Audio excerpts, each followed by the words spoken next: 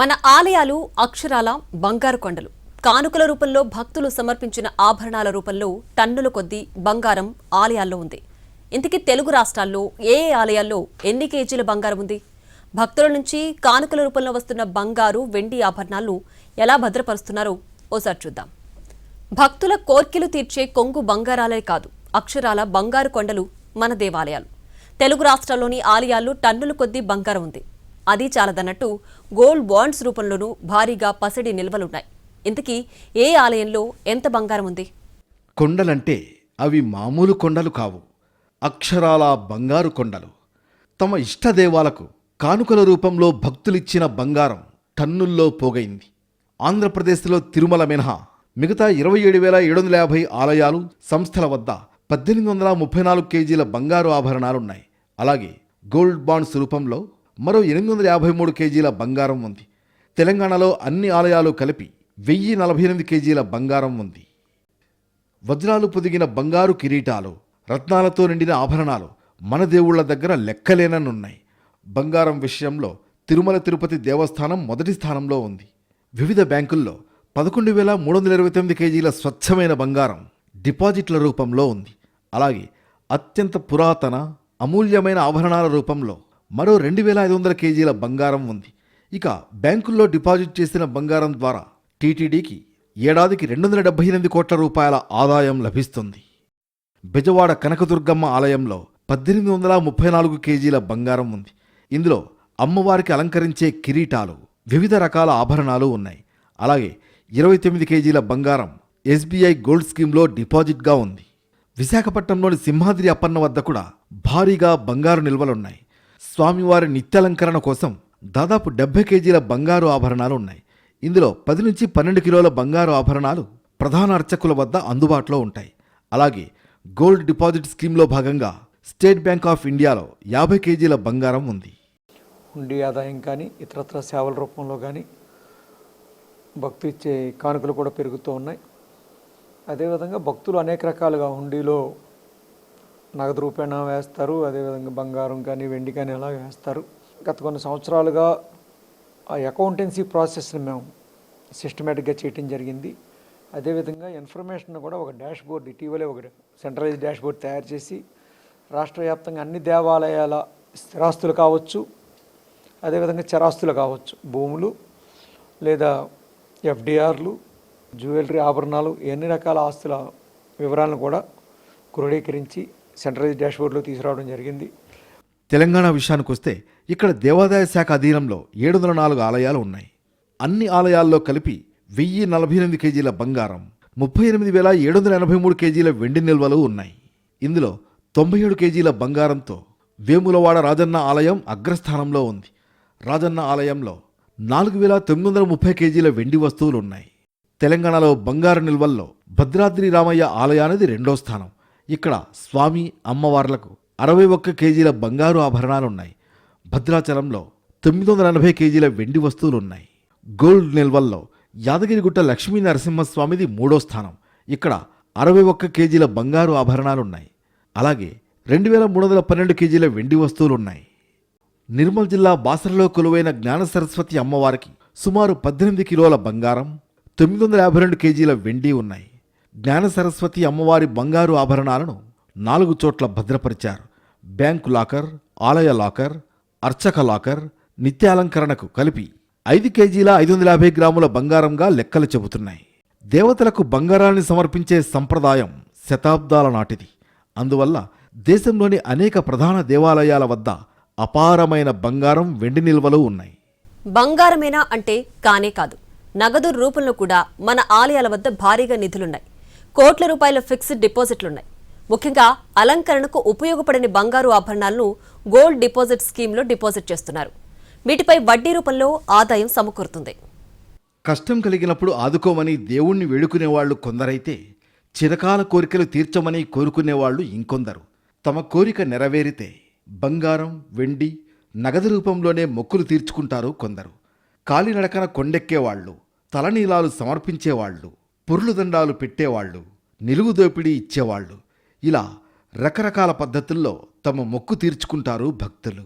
దేవతామూర్తులపై భక్తితో కానుకలు సమర్పించుకునే భక్తులు ఇంకొందరు. భూములు, ఆస్తులు రాసిస్తూ ఉంటారు. విరాళాలు, ఆభరణాల రూపంలో ఇంకొందరు ఇస్తూ ఉంటారు.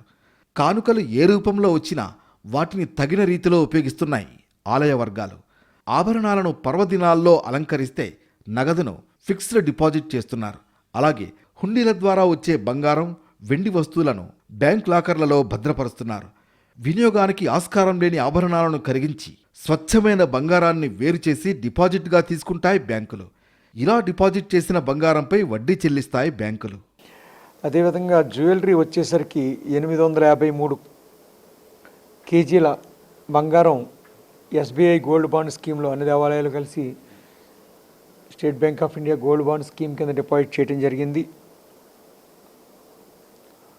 దాంతోపాటు ఆయా ఆలయాల దగ్గర 981 కేజీల బంగారం అన్ని ఆలయాల దగ్గర కలిపి వాళ్ళు స్వామివారికి ఉపయోగించేది కానీ లేదా లాకర్లో ఉన్నది కానీ 981 కేజీలు ఉంది. గోల్డ్ బాండ్ స్కీమ్లో 853 కేజీలు ఉంది. ఎఫ్డిఆర్లు 2300 కోట్లు ఎఫ్డిఆర్ రూపేణా ఉంది. ఆంధ్రప్రదేశ్లోని అన్ని ఆలయాలకు సంబంధించి వివిధ బ్యాంకుల్లో కోట్ల రూపాయల నిధులున్నాయి. ఏపీ దేవాదాయ శాఖ పరిధిలో ఆలయాలు, చారిటబుల్ సంస్థలు, మఠాలు కలిపి మొత్తం 27,750 ఉన్నాయి. అన్నింటి వద్ద కలిపి వివిధ బ్యాంకుల్లో 2,763 కోట్ల ఫిక్స్డ్ డిపాజిట్లున్నాయి. ఇందులో అదనపు నిధులతో పాటు కార్పస్ ఫండ్ 1339 కోట్లు ఉంది. అలాగే వివిధ ఉత్సవాలు, జాతరలు వంటి ప్రత్యేక అవసరాల కోసం దాచినవి 107 కోట్ల రూపాయలు. భూముల అమ్మకాల ద్వారా 492 కోట్ల రూపాయలు సమకూరాయి. అన్నదానం కోసం 804 కోట్ల రూపాయలు విరాళాలుగా వచ్చాయి.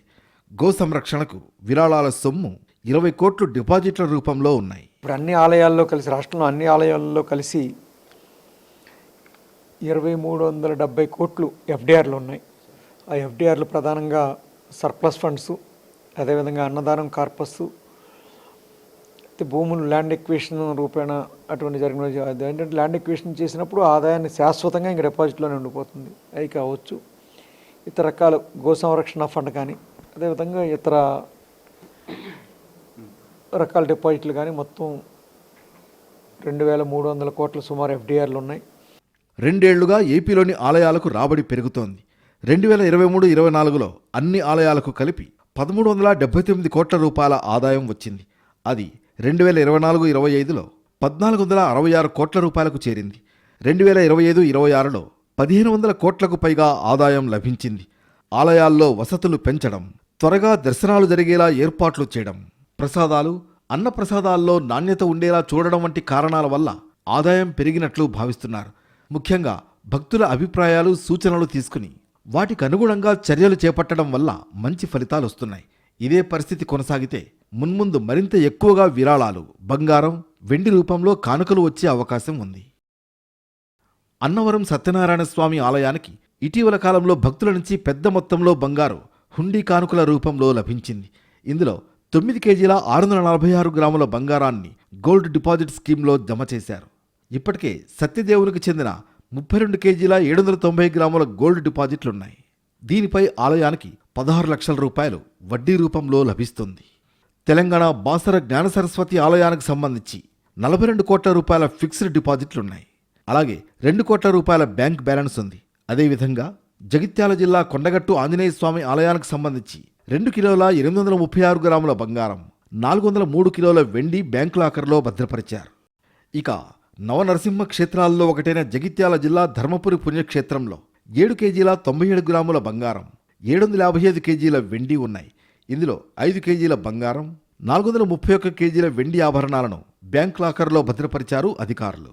ఇటీవల కాలంలో అభివృద్ధి పనులు, కల్పిస్తున్న ప్రత్యేక సదుపాయాల కారణంగా తెలుగు రాష్ట్రాల్లో ఆలయాలకు వచ్చే భక్తుల సంఖ్య పెరుగుతోంది. అలాగే విరాళాలు, కానుకలతో పాటు హుండీ ఆదాయం కూడా పెరుగుతోంది. అయితే అలంకరణకు ఉపయోగపడని బంగారు ఆభరణాలను గోల్డ్ డిపాజిట్ స్కీమ్లో డిపాజిట్ చేస్తున్నారు. దీంతో వడ్డీ రూపంలో ఆదాయం సమకూరుతోంది. మన వాళ్ల దృష్టిలో పొదుపుకి బంగారాన్ని మించిన మరో మార్గం లేదు. ముఖ్యంగా భూమి, బంగారంలో పెట్టినంతగా మరెందులోనూ పెట్టుబడి పెట్టరు. అంతేకాదు తమ ఇష్ట దైవాలకు కానుకల రూపంలో బంగారాన్ని సమర్పించుకోవడం ఒక సాంప్రదాయం. దీంతో ఆలయాలకు పెద్ద మొత్తంలో బంగారం వచ్చి చేరుతోంది. ఇంతకీ మన దేశంలో అత్యధిక బంగారం ఉన్న ఆలయాలేవి?